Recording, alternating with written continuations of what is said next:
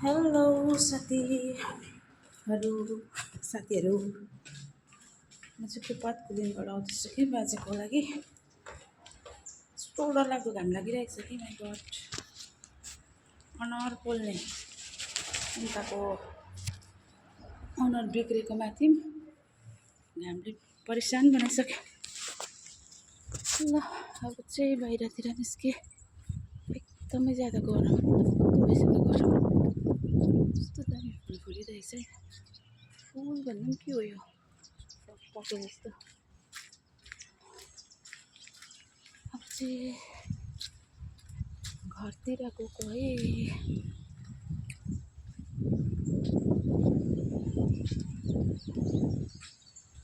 घाम चाहिँ यस्तो डरलाग्दो लागिरहेको छ कि तर शीतल हावा पनि आउँदैछ क्या मजाको